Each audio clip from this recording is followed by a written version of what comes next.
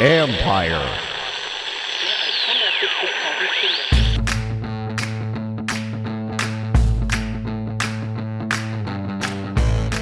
Hello and welcome to my podcast. Do me a favor, subscribe to the John Com Report wherever you get your podcast. You're watching on YouTube. You know the deal, folks. Hit that like button, hit that subscribe button. You can find us there as part of Empire Media. That's AMPIRE. Always much appreciated when you tune in. And today is day one of training camp for the Washington Commanders. So this is my first daily practice report. Don't forget, though, you can read my work on ESPN.com. I have a story up now about Sam Howell, what he thinks of what some people outside Washington are saying about him. I'll get to that in a few minutes. Also, I will be doing reports after every practice. And in fact, on Friday, I will be doing a live podcast to help inform you better of what's going on in training camp. So if you have any questions, join me Friday afternoon. It's going to be around 1:30 or 2. I will tell you on Thursday what time it'll be, and you'll have a heads up. And I know you might be at work, but you can play a little hooky. It's Friday. It's okay. But join me there. And again, it'll be up on the YouTube page right away, so you can check out all that content. Lots going on here. And it's funny because this place looks dramatically different. I'm going to try and put some pictures up of what it looks like onto the YouTube page. So hopefully you see it there. Because it looks different, man. It's a professional looking outfit right now, and it's different. You have stands over here where you got several thousand, or a couple thousand seats that for fans. You have some VIP seating. Some of it's covered. I'm sitting in a VIP area right now. It is covered, which you need because it's going to get into the upper 90s over the next several days, not during practices though. So a little bit different, but anyway, so it looks different, and the players noticed it. The players were excited about that because you come out to this facility and they know they don't have one of the best facilities in the NFL. Little things like this can help help them feel just a little bit better. But I think they also know that more fans are probably going to be coming because today was closed to the fans. So more fans will be coming to accommodate more. It'll get them, and that's going to create a better vibe and atmosphere for the players. And a lot of that is some of that for the players. A lot of it internally is because of how they feel about their roster and how they feel about each other. But there's also obviously a big time vibe because of the change in ownership, starting with, of course, Josh Harris in and Dan Snyder out. Speaking of Harris, he was at practice today, standing on the sidelines, talking to former Washington Redskin quarterback Joe Theismann for most of the workout. One of Harris's limited partners, Mitchell Rales, he also was in attendance. After practice, Harris was introduced to the players. They gave him a nice round of applause. He was expected to address them later during a team meeting. All things have been pretty positive so far, obviously. And one of the things Antonio Gibson said afterwards is that, what he hopes now is he said he's heard for a couple of years how a lot of fans don't want to come out because of X, Y, and Z. And he's like, I'm not going to say it, but we all know who he's talking about. And he said, that they would get negative comments on tweets because of what was going on in the organization. Now, he said he's hoping that all those fans now are able to feel like they can come out and support the team again. So there you go. Anyway, so that created excitement. Harris is expected to be here again on Thursday when the fans will start showing up.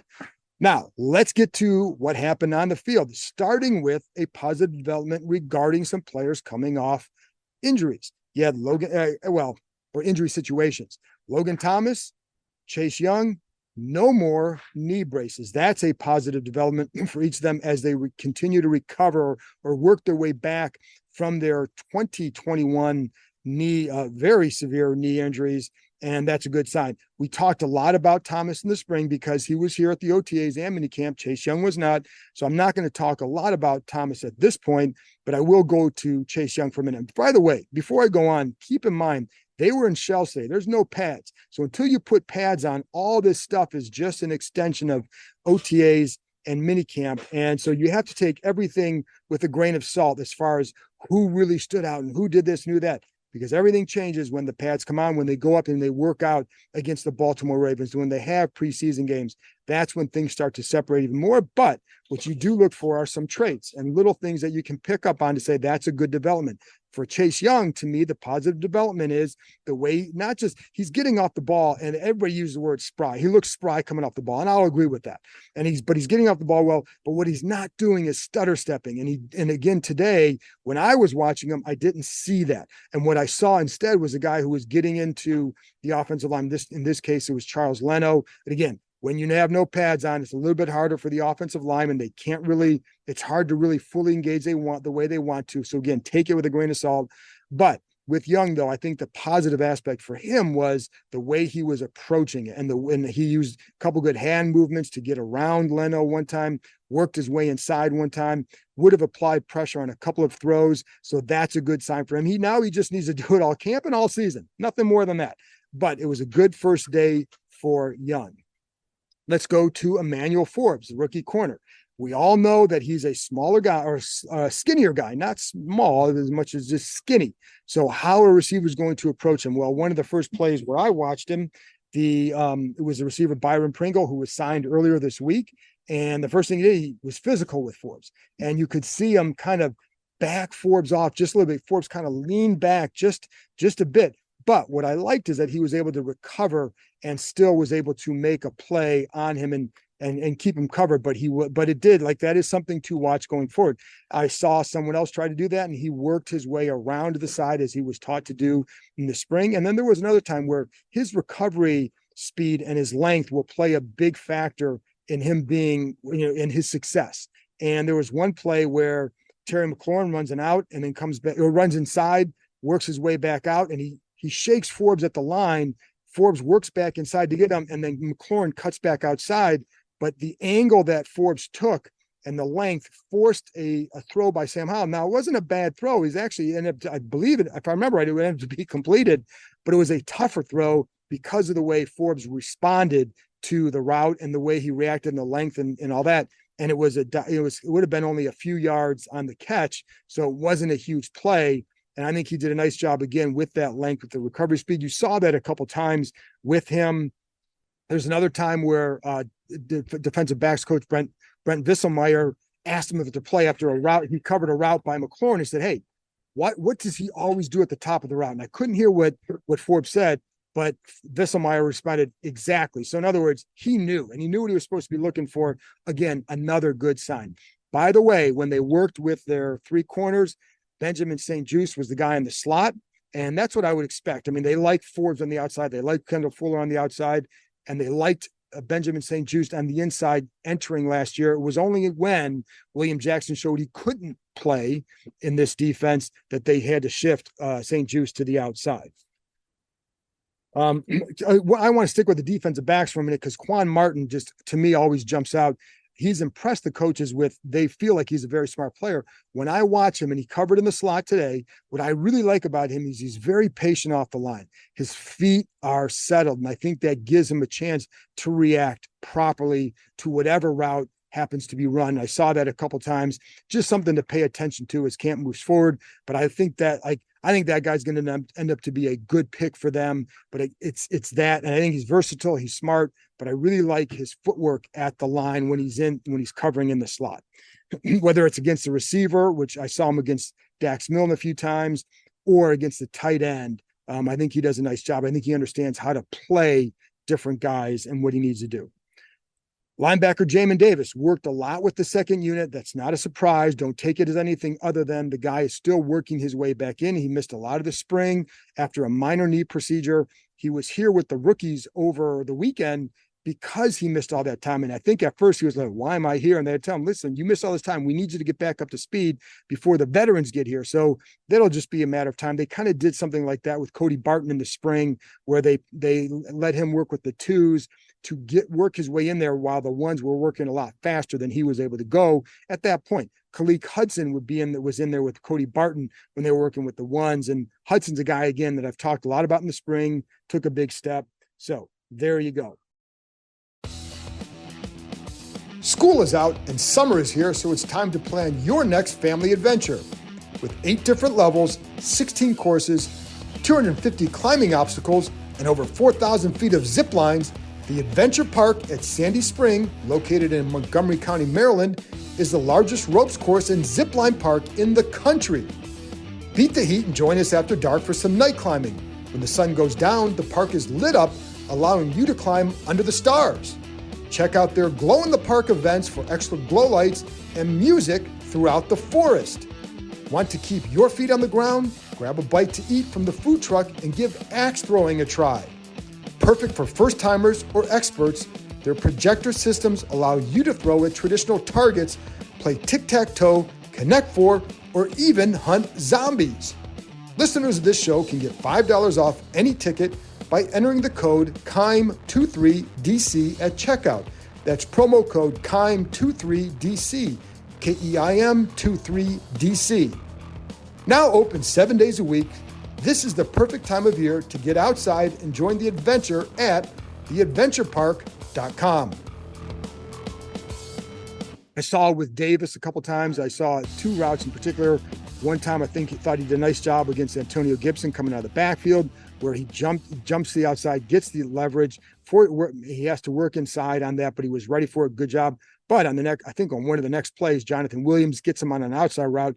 Don't think the leverage was there, and that's something that he's had to work on in the past.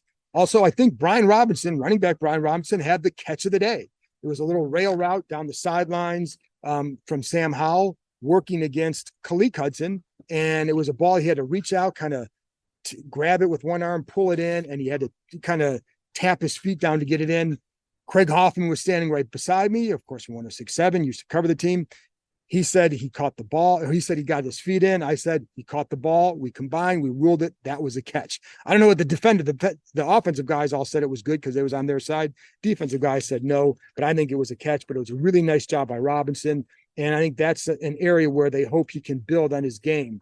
Speaking of the running backs, and we talked to Antonio Gibson. He said that he views himself as a third down back. I think he's a little bit more than that because he can do more than that, but that's how his role is right now. And then the other guy to watch is Chris Rodriguez. One of the things to watch with Rodriguez this summer is his blocking, because that's something I think the coaches feel if he can do that, it really adds something to that defensive backfield in particular.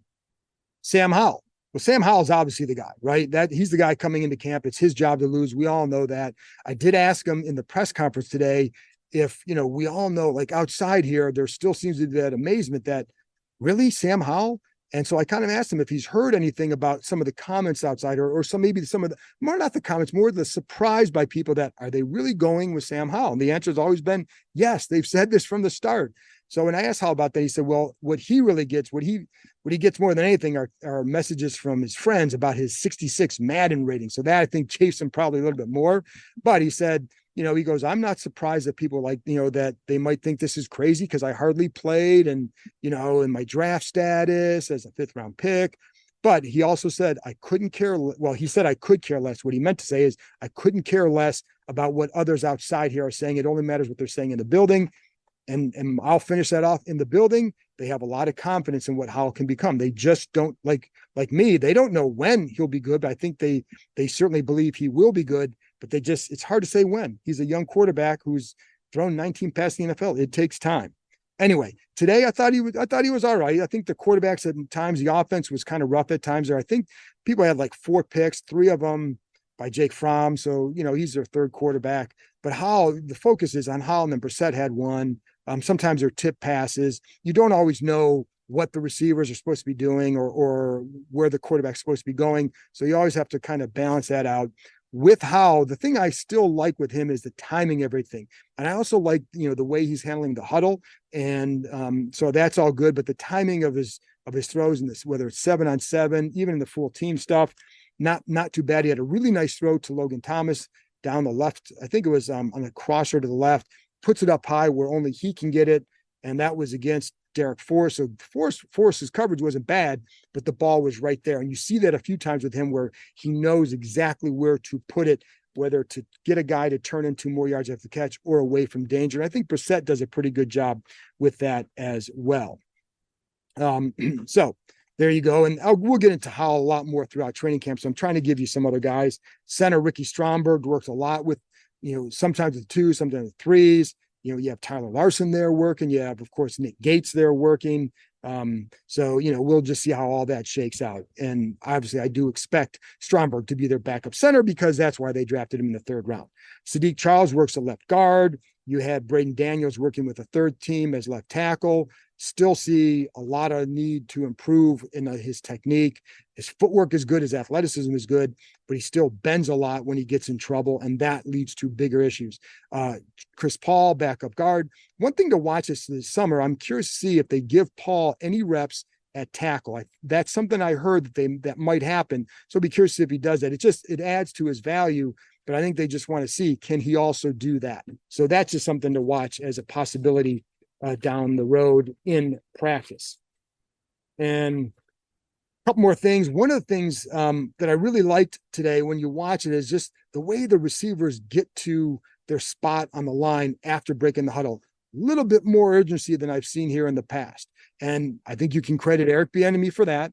And I think that's a direct result of what he emphasizes, because there are times where he's yelling at guys to run off the field as they're coming off. And I mean, he's serious about that too. And I think the other Bieniemy update is that early in the practice, he yelled at one receiver, not sure which one it was, but he yelled at him, "Don't slow down. It's work time." That's a message to the receiver. It's a message to everybody else. That's what he expects from them. It's what he expects from himself. And, so that's, that, like I said, the urgency is good. And even Ron Rivera noted, like, the tempo. Now we'll see where the tempo is after you've been out in the 90+ degree heat for several days and you start to drag. On the day one, I thought the tempo was pretty good. And then you have to wonder, like, how does that tempo increase when the fans show up on Thursday, as they are going to do? And I think the players are very excited about what's going on here, and especially with the fans maybe being a lot more, feeling more like they can support them again, and how that atmosphere, that energy can trickle down to them. One thing I think they want to watch is that the combination of that, their excitement, the fans being there, and Bieniemy's intensity.